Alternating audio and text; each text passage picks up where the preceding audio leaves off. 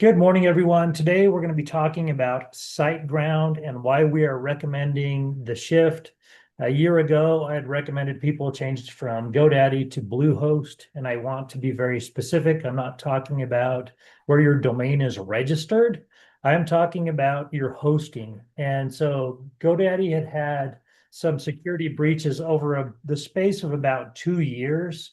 And the reason that took so long for all those security breaches to come to a halt is because there were just so many password banks to where, like, for instance, you'd get into Dropbox and have all of your passwords set all in Dropbox, or they were all in one treasure trove. So a hacker only had to find one of those little packages to find all of your passwords. And so it was just kind of like a heyday and an open everything kind of thing. So once they got that figured out and business owners started to change their passwords, that kind of went away, but it's still a thing.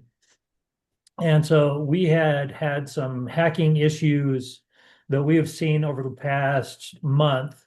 So one of the reasons, in my opinion, for that is there was one AI that was parked for about a week, and the user claims that they did not teach the AI to do this, but it figured out how to crack any password from 24 to 48 hours. And so it's hacking on steroids, basically. So two-factor authentication is one thing that I want to drive home. That is one thing that Bluehost does not have, but SiteGround does. And so that is not in my presentation, but I just wanted to tee that up first. That if you, I know it's a pain, and it's a pain for your web guys, which is us, but or it's a pain for Kukui or whoever's handling your website. But two-factor authentication nowadays is just very important. I don't know why my bank doesn't do it. It does bother me that there's two-factor authentication for my website, but to access all of my money is a four-digit code at an ATM. So I don't know if anyone else feels that way, but that's why I've turned that down. You can only, just so you know, you can only steal $1,000 a day from Sam with that four-digit code. But with your with SiteGround, they do have a two-factor authentication. And I'm just saying, with any of your other apps that is foremost in your business, you really should have two-factor authentication. If you get an upset employee that you fire and he saved the passwords before he left, or something to that effect, that can also be a gate. Just so anybody knows, and our businesses are very similar.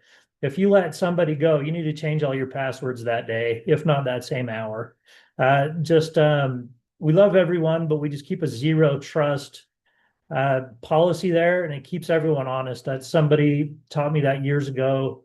Yes, you just keep honest people honest.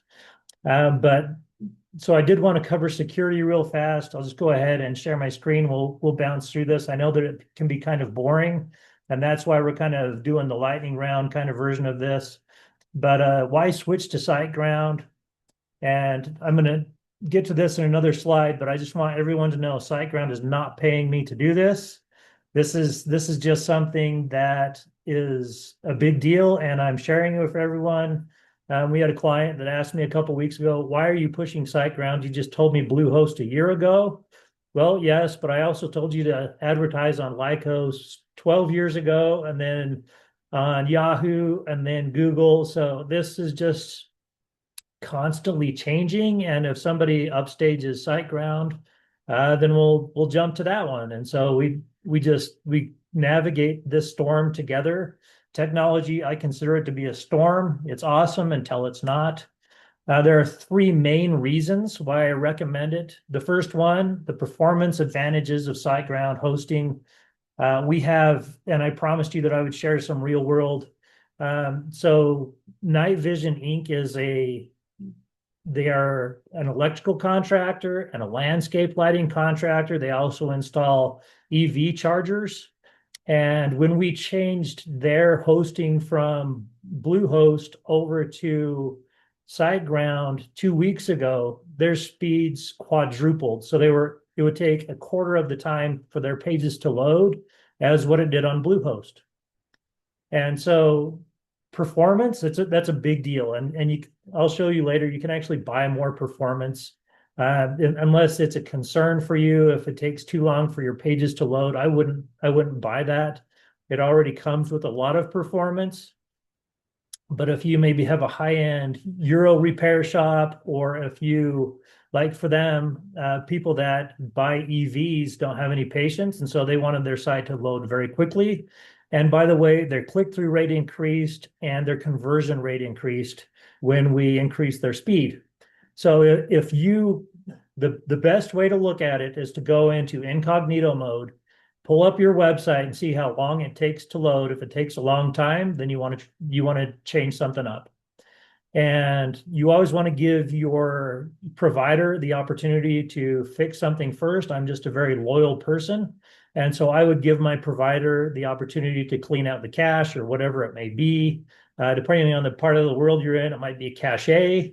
If you're talking to somebody in India, they always call it cache, but they can clean those things out and speed up your process. And if it's still not as fast as you would like it to be, then you probably want to look at a change. And like I say, Siteground has been our favorite.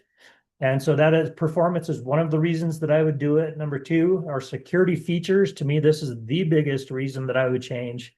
Security features are a big deal. They protect your data, they protect your site, and they protect your Google ads. That's something no one talks about. If your site goes down, or if Google detects malware on your site, then you can have your Google ads shut down. It can take up to 2 weeks. I've heard some companies that have taken months to get that back online. We actually have an actual contractor that we'll hire that will oversee that on Bluehost or GoDaddy sites. On SiteGround, it's not necessary, and I'll show you why in just a minute. The third one is ease of management and scalability as your business grows. And so there are different kinds of memory. And so if you're going to put in like a point of sale or something like that, SiteGround is very easy to work with in changing those things up. Some of the other ones are more rigid, and you have to change a lot of back end stuff. With SiteGround, it's just not a big deal to add a point of sale. So if Sam has a great idea to where you're going to sell 2 air conditioning services for the price of one, to where 2 neighbors can buy it and buy one, get one free kind of thing, 2 oil changes for the same price on Black Friday, whatever it may be, that's a point of sale. And they can actually buy it right there on your website, not even having met you. And so SiteGround, it's really easy to do that, but with some of the other platforms, it's not. So if you come up with some other cool ideas, or the market changes, this is a platform that changes with you. Security alerts, this is real. I'm being very transparent with you. And I want everyone to understand that not everyone does this. Not everyone wants to say, okay, we had malware detected on one of our sites. We did. And this is what it looks like when it comes across in my email. It says, hey, Samuel Sadler, thank you for using SiteGround. Da, da, da, da, da. We've detected issues. Okay. And so this does not happen on those other 2 platforms that I just talked about with GoDaddy or Bluehost. This happens with SiteGround. So they let me know that it is detected. And if we've signed up for it, for this particular client, we signed up for this service, but they will quarantine any of the malware that they detect. And it can be something that's just classified as malware, but if it looks suspicious, they take it and quarantine it so that it won't infect the rest of the site. We pay extra for that, but it's worth it. It's like $2.50 a month. And so for us, it's worth it for your site not to go down for that price. It's what, $50 a year. I'll pay that a million times over to not have to deal with the stress of it. I've lost enough hair over the past 10 years. And okay, so once I click through, I actually pull up the actual client. And once again, this is a screenshot from something that really happened. And so I'm going to share this, but this is called Site Scanner. That is the product name. And I go ahead and tell it to clean it up. See, it says malware found, and then you tell it to clean it up. And it tells you what kind of a scan it was. It was a scan of an upload. So that was probably really actually malware. Somebody uploading that to the site. And so I just hit clean up, and it cleans it up. So it quarantines at first. I don't even have to worry about that. And then I just tell it to clean it up. Next screen, boom, shakalaka, it's cleaned up and the site is secure. Nothing goes down. We typically don't even notify the client that this has happened because it just happens. And so we clean it all up and the client doesn't have to worry about it. They just go on with their day. Their website's still working. Their Google ads are still working. And so this is why we love Site Scanner so much on SiteGround.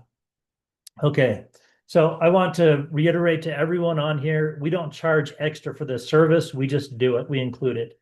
And so this is a screenshot from inside SiteGround. There are also more products that can be purchased in here. And this isn't going to apply to everyone. I won't recommend that they spend $750 a month on this for not everyone. Okay. But there are some. So I just want to go through the differences.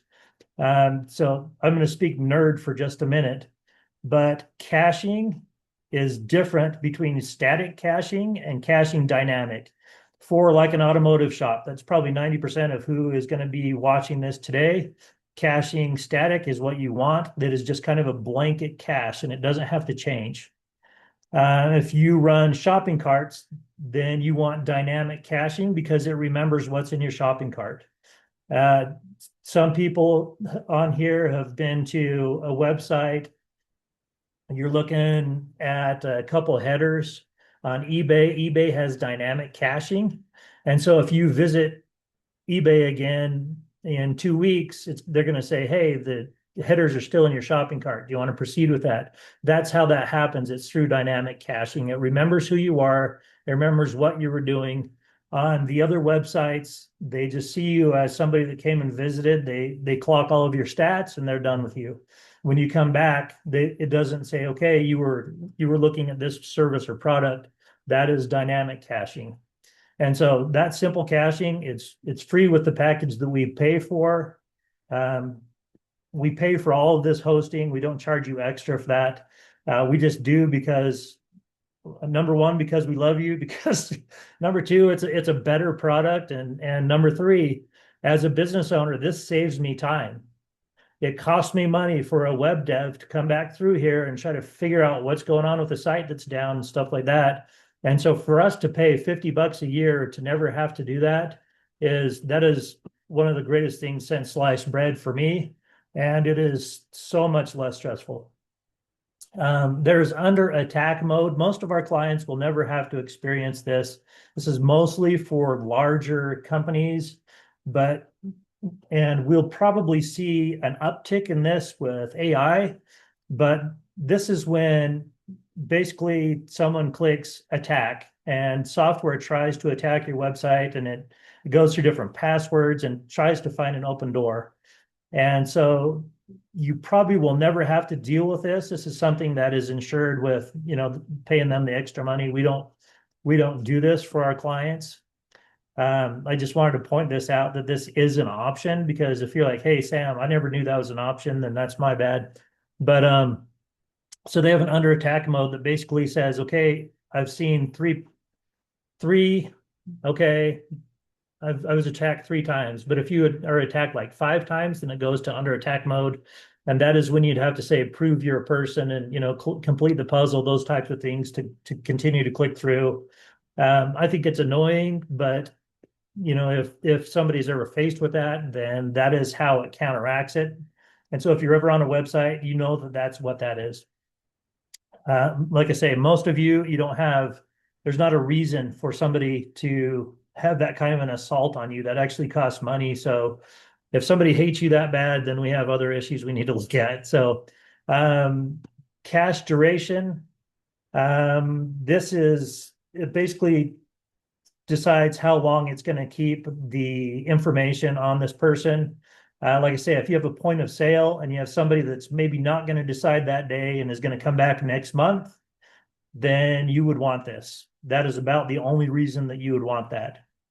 Keep site online. We have never had to use this with SiteGround because we always back up your website, but this automatically does it. And so say your server goes down from SiteGround, your backup would then go up and serve while the server's down. We've had that happen with GoDaddy. GoDaddy's notorious for that, but we've never had it with SiteGround. We've had it once with Bluehost, and it was back up within a day. But this would make it so that regardless of whether that server goes down, there's always another server with a backup that stays up. And so, especially for those that have point of sale and are 24-hour websites that will be watching this, that is something that you might be concerned with. But most of us wouldn't necessarily be. But if your site has ever gone down during business hours, you'd probably say, Sam, turn that on, because it's $7.50 a month. That makes sense. But like I say, we have never had that issue with SiteGround. I would tell you if we did. This one, I didn't know how to design this. It's ugly, but if you click on that keep site online, this is what pops up and lets you know about it. But I just explained it to you, so it's kind of a dumb slide. I'll delete it. Thank you, Spencer, for telling me with your eyebrows that it was a dumb slide. But at any rate, those are the significant differences that we're seeing between hosts. And like I say, this is something that can change by next year. If you talk to Google, they don't know what they're going to be doing next year. If you talk to ChatGPT, Claude, any of these companies, they're changing so quickly. They don't know what they're going to look like next year. And they're lying if they say that they do. And I don't know what my company is going to look like next year. Yes, we have goals. And yes, we have visions for what we're trying to accomplish, but we are small frogs in the pond of life compared to somebody that raised $750 billion for their company. Just so, in all transparency, I don't have $750 billion. Just being transparent there. It's this, and all of your companies, I want everyone to start thinking about what they want it to look like next year. But at the same time, know that there are bigger players that are causing some issues with that. One of the issues that we're seeing is that RAM is very expensive.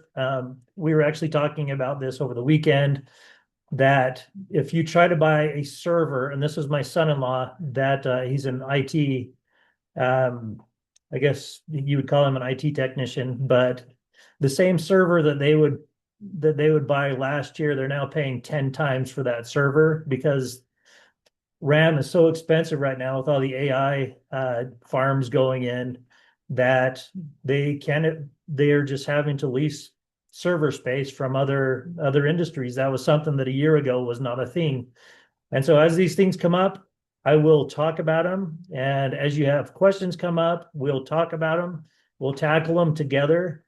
I want to underline, don't be fearful, anyone, of cyber attacks and that type of thing. It can all be thwarted. We can work through this together, but I'm just bringing this up because as I see what the best tools are, I will always bring them up and make recommendations for them.